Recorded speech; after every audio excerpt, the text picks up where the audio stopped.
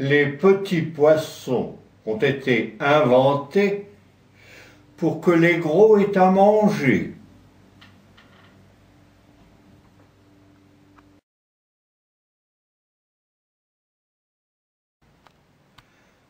Minette était une chatte angora. On l'admirait pour son pelage. Un inestimable avantage, mais elle avait par-dessus tout une aura qui nous rendait fous, nous, les matous. Minette avait 3 soupirants, un chat persan resplendissant, un chat siamois de bonne aloi, et puis moi, l'habitant des toits. Le persan et le siamois eurent au fait d'être éconduits. Et ce fut moi.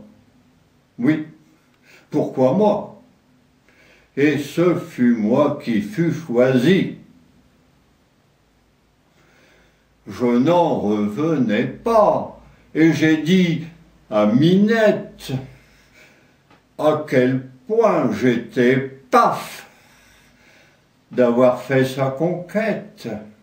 Moi, qui descend tout droit d'une vieille gouttière. Elle m'a miaulé. Les autres sont vulgaires.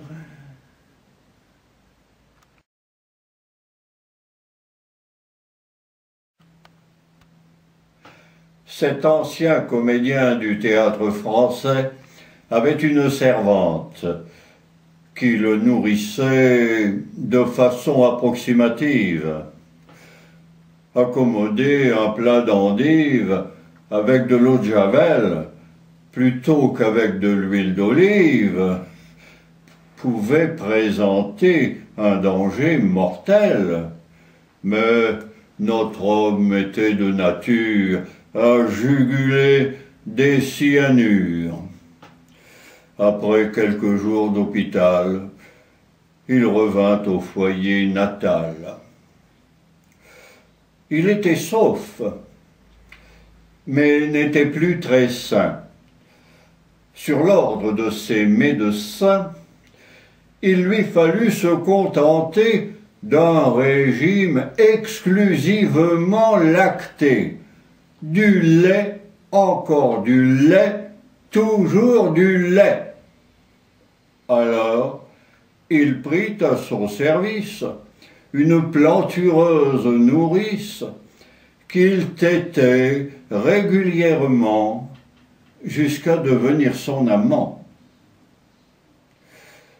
L'affaire serait ordinaire si Jean n'était devenu père d'un beau petit garçon qui tétait sa maman, cependant que lui, symétriquement, tétait avec ravissement.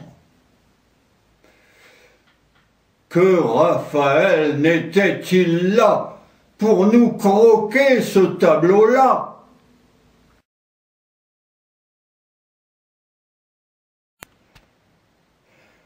Le maire et le curé de ce petit village n'avaient pas des rapports de mauvais voisinage. Le maire était athée, le curé beaucoup moins. Aussi ne se voyait-il que de loin en loin. Avec le temps et sous le poids des ans, le maire en vint à jouer les gisants. Mais il avait gardé tout son esprit. Jugez-en plutôt par ceci. Père, le curé est venu et vous dormiez, mais il a dit qu'il reviendrait. Il a dit ça, Éléonore. Soit, quand il reviendra, je dormirai encore. Il est revenu, le curé. L'entrevue n'a guère duré. Le maire a conclu l'entretien avec une poignée de main. Ce n'est pas un adieu, vieux frère. Nous nous reverrons en enfer.